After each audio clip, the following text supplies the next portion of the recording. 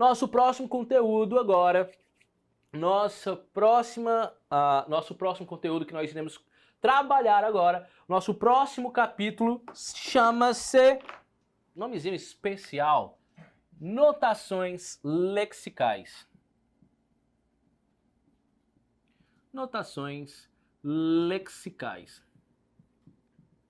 E aí o tio pergunta para ti, notações lexicais, o que é isso? O que que isso significa? O que que isso representa? Simples, cara.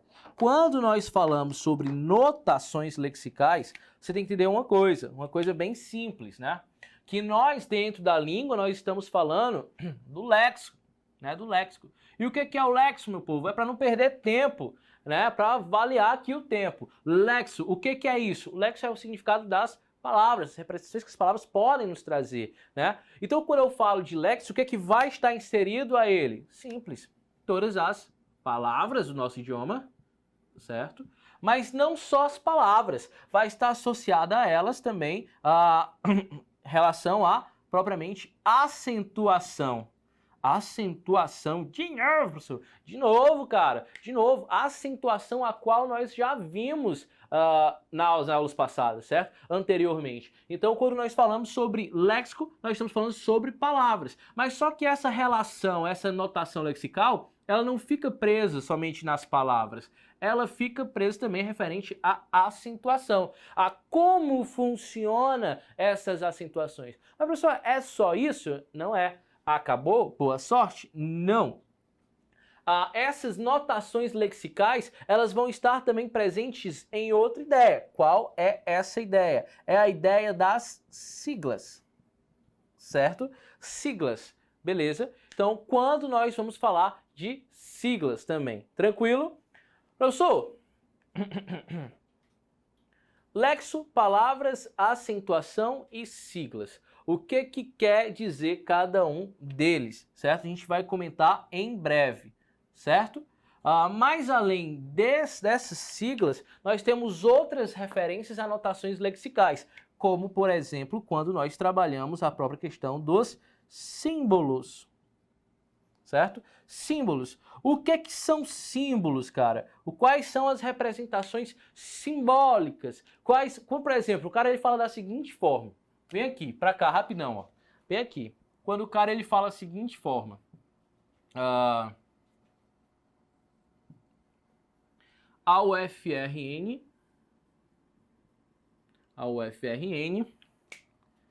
elaborará mais um concurso. Pronto. Coloquei da seguinte forma. A UFRN elaborará mais um concurso. Professor, o que isso significa? UFRN. Aí você para e pergunta, professor, isso é o nome de uma banca. Massa. Mas é uma banca que está sendo representada através de uma sigla. Beleza. E que sigla é essa? Se a gente for levar pro geral, aí você vai e fala. A UFRN, que significa Universidade. Universidade. Massa. Esse F significa o quê? Universidade Federal. Massa. Universidade Federal. E aí vem do Rio Grande do Norte. Beleza. Universidade Federal do Rio Grande do Norte, né? Massa. Professor, eu fiquei em dúvida agora. Por que o RN, Rio Norte? Por que não houve o grande aí? Por que não ficou UFRGN? Cara, que estranho, né? Que estranho, professor. Não faz sentido isso na minha vida. Minha vida toda foi um engano, eu não sei nem isso, que é tão básico a sigla. Não, cara, calma, calma.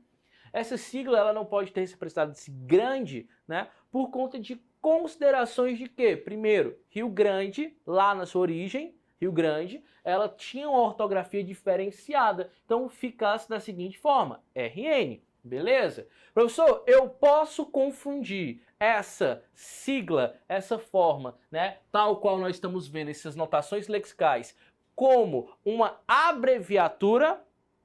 Para pensar comigo. Será que sigla e abreviatura é a mesma coisa? Hã? Sigla e abreviatura. Opa, não é. Então, se sigla, ela vai ser diferente de abreviação. Diferente de abreviação. Professor, o senhor acabou de colocar uma sigla bem ali, UFRN. Massa. Essa UFRN, ela é a sigla da Faculdade do Rio Grande do Norte. Massa. E aí o senhor vem para cá e me diz que isso é diferente de uma abreviação. É totalmente diferente. Até porque a significação delas vai estar diferente num texto. Quando você encontra num texto dessa forma, a UFRN, você encontra essa sigla, ela quer passar uma mensagem, porque cada uma dessas letrinhas aqui, que até são escritas de forma maiúscula, elas estão empregadas no texto para trabalhar um determinado sentido. Opa! Porque elas representam uma determinada palavra. O, universidade. O F, federal. O R, do Rio. O N, do Norte. Né? Cada uma representa o nome. Agora, se o tio fala o nome dele, por exemplo, meu nome. Se eu falo Neurilo Júnior. Professor, representa também o nome. Júnior representa o nome. Só o que dá para entender? Eu acabei abreviando esse meu nome. Eu reduzi, certo? Eu não coloquei somente a primeira letra, como foi dito ali em cima. Eu reduzi o meu nome por duas letrinhas que vão ser a redução ou a abreviação adequada desses termos. Beleza? Professor, então quer dizer que uma sigla ela pode ser feita de abreviação? Pode, né? Eu vou abreviar tais letras ali. Eu vou abreviar tais letras ali e posso dizer que toda abreviação é uma sigla? Não pode dizer, certo? Se falarem, toda sigla e abreviação é a mesma coisa, é fake news, tá ok? É fake news. Não fazer isso, tá? Não entenda isso. Sigla e abreviação é diferente. Beleza? Tranquilo. Desse primeiro aspecto, sigla e abreviação, tranquilo. E quanto a símbolos, cara? O que quer dizer esses símbolos? O que um símbolo ele representa para nós? Vamos lá, traz a imagem de um símbolo. Você olha, por exemplo, para o tio Evandro. Você olha ali que ele é um símbolo da macheza, da masculinidade, né? Você olha assim, um cara daquele todo tatuadão assim, né? Tá ali, pra você olhar um símbolo. Tá certo entender isso? Não, cara, não dá para entender um símbolo somente por uma imagem de alguém ou por uma representação. Nós estamos falando de léxico, de palavra. Então a simbologia que as palavras elas podem estar representando, elas estão de uma forma diferenciadas. Elas estão interligadas também à relação semântica que vão estar associadas, certo? Um belo dia, cara, eu tava lendo uma entrevista, né? Lendo uma entrevista de um poeta brasileiro, né? Lá bem antigo, antigo não, mas década de 1930, chamado Carlos Drummond de Andrade. E Drummond, ele foi questionado por um repórter porque ele colocou no seu poema cortinas roxas. Cara, cortinas roxas não combina com nada. O senhor colocou cortina roxa por quê? Me diz por que o senhor colocou cortina roxa. Aí o cara falou, não coloquei cortina roxa porque era para rimar. Porque era uma palavra que eu queria colocar cortinas roxas, não tinha uma simbologia por detrás. Aí o cara, mentira. Você colocou cortinas roxas porque tal cor representa sofrimento, dor, angústia. Não foi nada disso. Foi porque tinha uma sonorização próxima. Então aqui, quando eu falo de simbologia, eu posso estar dentro da palavra do léxico trazendo a representação simbólica, semântica, mas também posso trazer a representação gráfica dela, certo? Como, por exemplo, meu povo, a simbologia que representa a paz. Uma imagem que represente a paz. Aí você fala, a pomba. A pomba representa a paz. Pronto, a pomba da paz, a pomba da paz. Então, pode ser um símbolo? Pode. O senhor tem que estar mais romântico hoje. Um símbolo que represente o amor, o coração. Aí, professor, um símbolo que representa o amor pode ser o coração. Pode, tranquilo. Então, a simbologia pode estar associada tanto à forma lexical quanto à própria imagem que ela pode representar. Beleza? Palavra, imagem, imagem, palavra. Tranquilo? Massa? Vamos adiante. Professor, vem para cá de novo. Notações lexicais. Notações lexicais. Lexo, palavras, semântica, sentido dessas palavras. Massa. Só que o senhor falou bem aqui que ela tem a ver também com acentuação. Sim. Aí o tio pergunta, quais são as acentuações que a gente já falou de hoje ou anteriormente? Quais são as acentuações? Aí você fala, professor, a acentuação é o tracinho, tracinho, depois do tracinho, tio.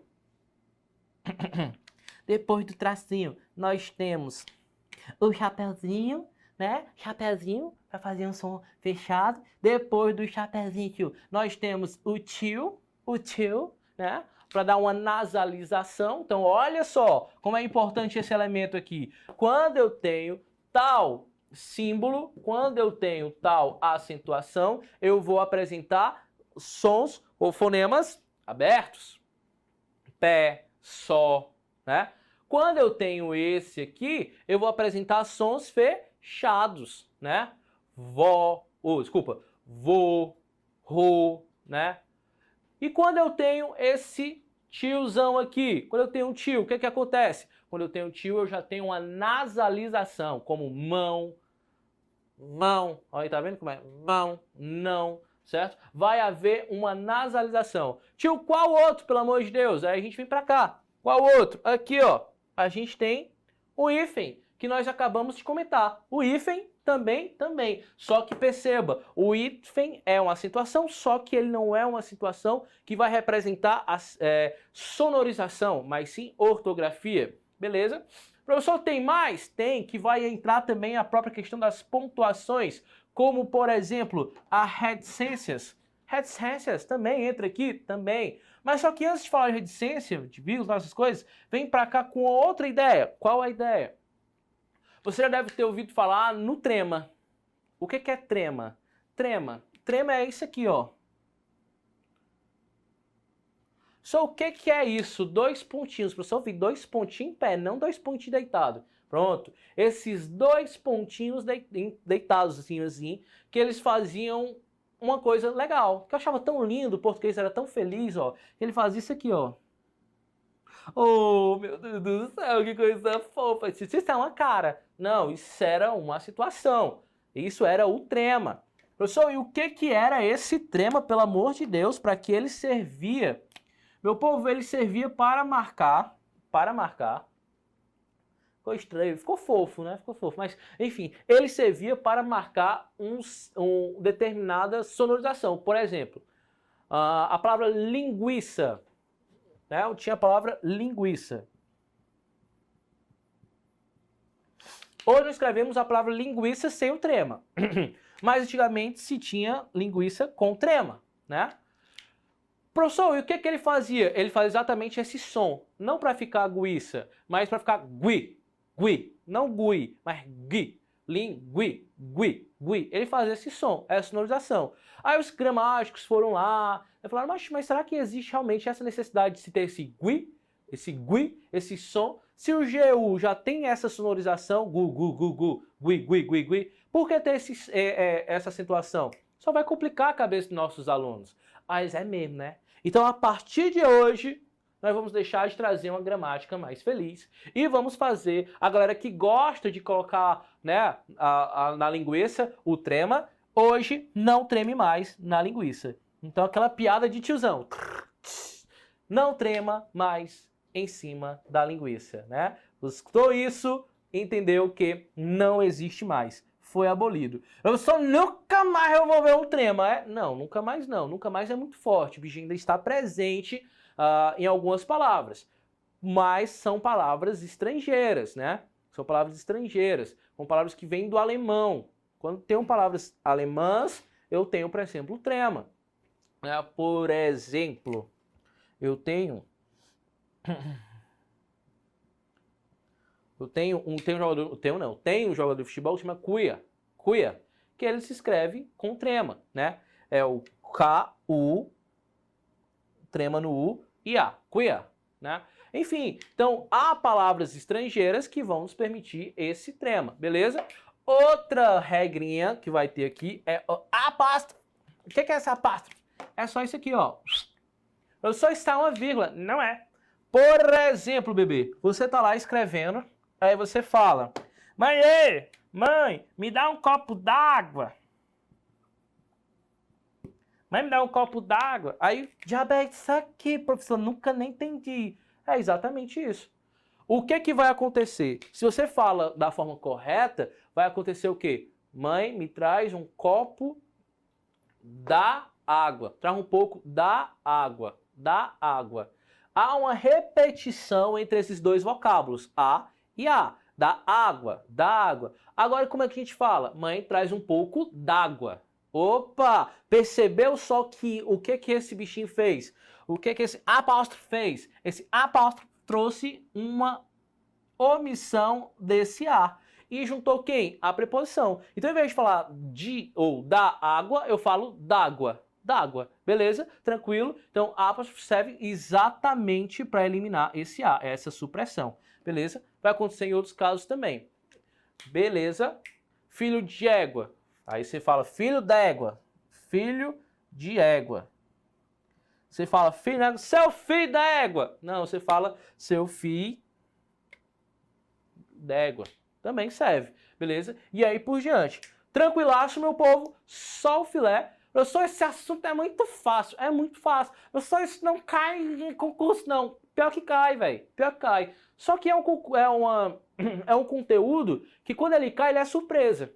Certo? Quando ele cai, ele é surpresa. Como, por exemplo, perguntaram, já vi uma prova há 3 anos que falava da seguinte forma: a acentuação, tanto o circunflexo quanto o trema, tem a mesma representação sonora. Aí você fala, tem? Não tem. O cara falava, a nasalização, ele acontece através do acento agudo. Ele fala, acento agudo?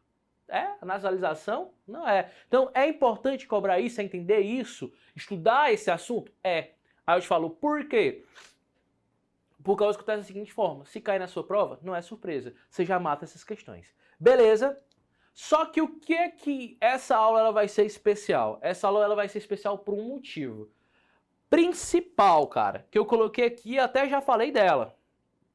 Siglas. Opa. Siglas. Cara, eu sou professor de redação também, há um bom tempo. Trabalho há alguns anos já com redação do Enem, redação para concurso e assim por diante. E agora tem uma dúvida enorme, cara, enorme, sério mesmo. A galera que tá fazendo Enem pela 20ª vez, ela tá fazendo Enem pela primeira vez. A galera tá fazendo a prova da PRF pela 10ª vez, a galera tá fazendo a prova da PRF pela primeira vez. Cara, a galera tem muita dúvida em quando colocar siglas. Aí eu te pergunto, é bom colocar siglas na redação? Lógico que é enriquecedor. Aí fala, por quê? Porque para você colocar uma sigla, primeiro, você tem que entender, saber que sigla é aquela. Mostrar já para o corretor que você tem um domínio de um conhecimento de mundo. Mostrou, massa. Só precisa, é porque não posso colocar, pessoal, jamais poderei colocar numa redação a seguinte sigla. Deixa eu apagar aqui, ó.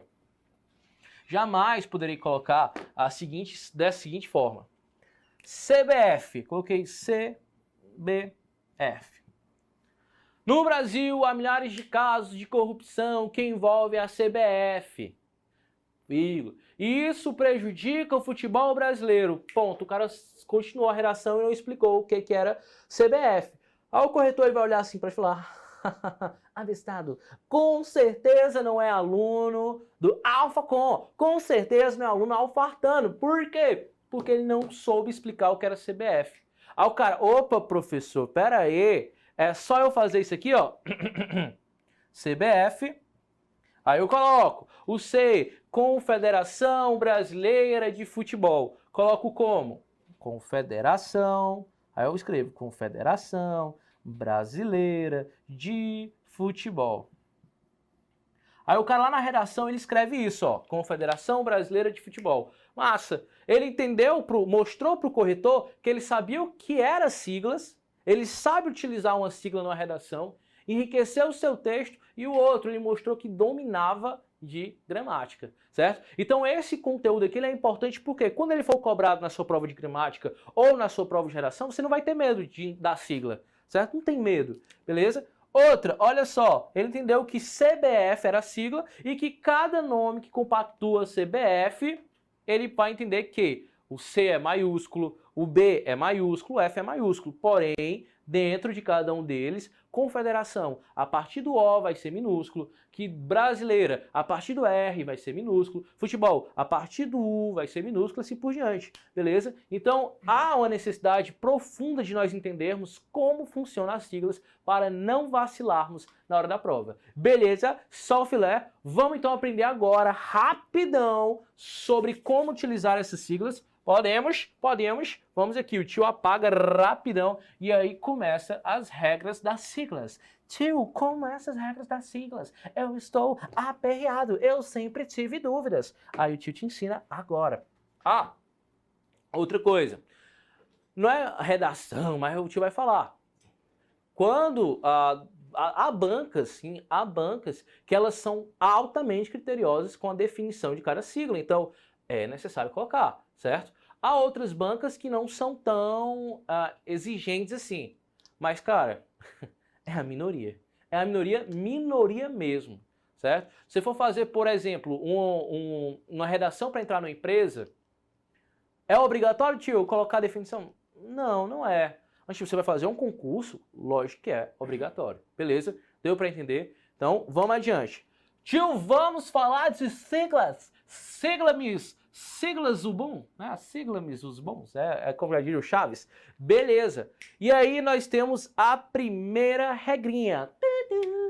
Na primeira regrinha, meu povo, nós temos a seguinte definição.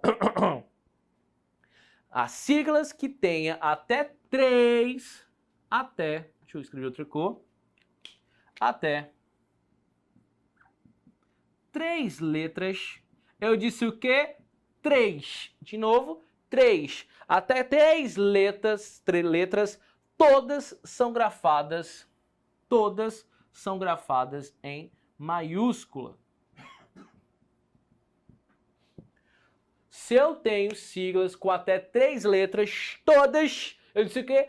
Todas são maiúsculas. Quer ver um exemplo? Já foi o primeiro exemplo, né? CBF, mas eu posso colocar um outro exemplo aqui para você, também com C, que é CPF. CPF, beleza. CPF, massa. Outra.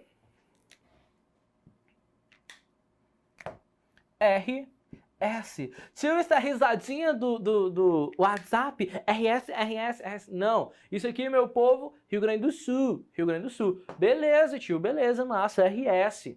Tranquilo. Então, a primeira regrinha da gente apareceu até 3, de novo, até 3, nós vamos ter que colocar aqui tudo em maiúscula. Beleza, tranquilo. Aí a segunda pergunta, tio, e quando aparece mais de 3? Quando aparece mais de 3, o que a gente faz? Cara, quando aparece mais de 3, a gente já vem pensando logo na seguinte forma. Se eu tenho mais de 3 palavrinhas, né, mais de 3 letras para fazer essa sigla, eu vou fazer o seguinte. A primeira letra, ela é maiúscula. Ela é maiúscula, por quê? Porque ela é dominante. E o restante das letras, elas vão ser o quê, ó? Restante. E o restante será minúscula. Minúscula, meu povo. Beleza, só o filé da mazé. Então, se eu tenho até 3 letras, tudo maiúsculo. Se eu tenho mais de 3 letras, uma maiúscula e o resto minúscula. Vamos adiante. Exemplo, tio. Exemplo, cara. Tem que ter o exemplo, sim. Olha aqui. Exemplo dela aqui. O símbolo de nacionalismo brasileiro. Petrobras. Petrobras. Petrobras. Professor, Petrobras é a gestão de petróleo brasileiro S.A. É, Petrobras. Mas me diz, essa sigla não tem mais 3 letras? É, tem. Então, se tem mais 3 letras, meu povo, o que acontece? A primeira maiúscula, o restante minúscula. Outra, meu povo, outra, Embraer. Embraer. Embraer. Sou de novo, Embraer, Embraer, Embraer, o Ezão maiúsculo, certo? Então, se eu tenho o E maiúsculo, tenho mais 3 letras, novamente, meu povo, eu volto a dizer que, primeira maiúscula, o resto minúsculo, certo? Empresa brasileira de aeronáutica, massa, só o filé. Tranquilo? Professor, acaba aí? Não, acaba agora, meu velho, acaba agora, certo? Outra coisa... Nós temos aqui a terceira regrinha, terceira e última regrinha para nós... última não, desculpa. Nós teremos a terceira regrinha para finalizarmos esse pensamento aqui. A seguinte ideia. Toda vez que aparecer ideias consagradas, ideias com formas consagradas, elas devem ser respeitadas. Como, por exemplo, palavras consagradas. Como, por exemplo, quem já fez faculdade, dependeu da CNPq. Sou CNPq. Opa, errei aqui, ó. CNPq. Aí a galera fala, professor, CNPq tem 3, tem 4 letras. E por que 3 estão maiúscula e o Qzinho ali tá minúsculo? Aí o tio fala, o que é uma CNPq? A CNPq vai ser Conselho Nacional de Pesquisa. Pesquisa. Conselho Nacional de Pesquisa. Eu só vou poder colocar CNP. CNP é tão estranho, né? Aí o cara vai falar CNPq, Centro Nacional de Pesquisa. Massa. Só filé. Beleza? Conselho Nacional de Pesquisa. E aí o cara dá pra entender. Consagrados. Cara, aí é uma regrinha que vai ser necessário você decorar algumas palavrinhas só. Beleza? Algumas palavrinhas-chave, não são todas. Massa?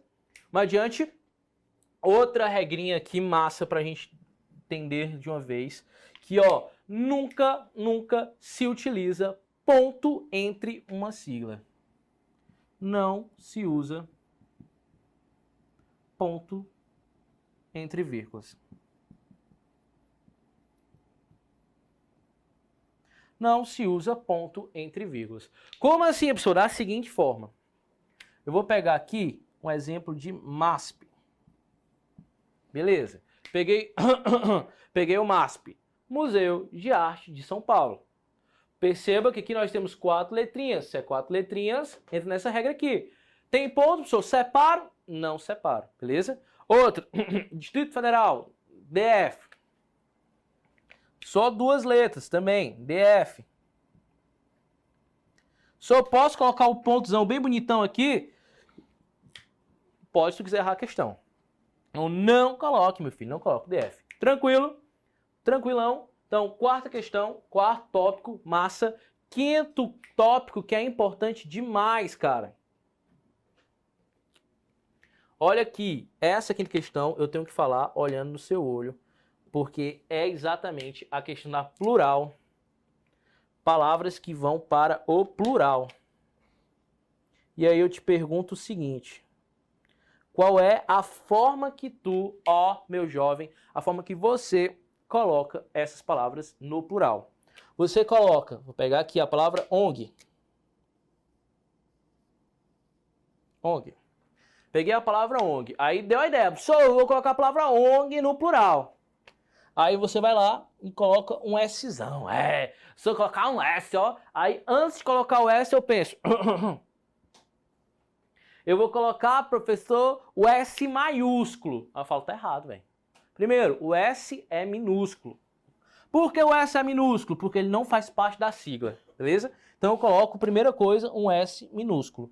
Outra coisa, vamos lá, outra coisa, o apóstrofe. Professor, eu posso colocar o apóstrofe? Apóstrofe? Falar, apóstrofe não, é apóstrofe. Posso? Não. Não pode colocar apóstrofe. Não tem apóstrofe? Não tem. Então o que é que você faz? Você coloca a sigla comum, normal, bonitinha, e no final você coloca quem? O S minúsculo. Professor, vou perder ponto por isso? Não, porque é a forma correta. Professor, eu quero fazer o concurso para PM militar, polícia militar. Já caiu questão falando sobre isso? Já. O cara tinha falando sobre os PMs, aí PM maiúsculo, né? Porque segue essa regra de até 3 letras, PM, aí o cara colocava apóstrofe e depois colocava o S. Aí o cara fala, outro, detalhe, S maiúscula, tá certo? Errado. Beleza? Então, meu povo, essa regrinha aqui também cobrada massa. E por último, cara, outra regra massa que a galera quer cobrar muito é quando tiver palavras ou siglas estrangeiras. Lembra que no começo o tio falou para ti que toda vez que aparecer uma sigla, você deve sim especificar que é isso, que é cada letrinha? Massa, deve fazer isso. Mas quando você vai falar de uma palavra estrangeira, tu és obrigado a falar sobre o que cada letrinha significa. Beleza? Então, meu povo, essa aulinha que nós falamos sobre notações lexicais, né, que é um conteúdo muito massa, é um conteúdo que cai algumas vezes em concursos, sim. Então é importante nós entendermos como ele funciona. Beleza, galerinha? Então por aqui nós finalizamos o nosso conteúdo de notações lexicais. Beleza? Valeu, show!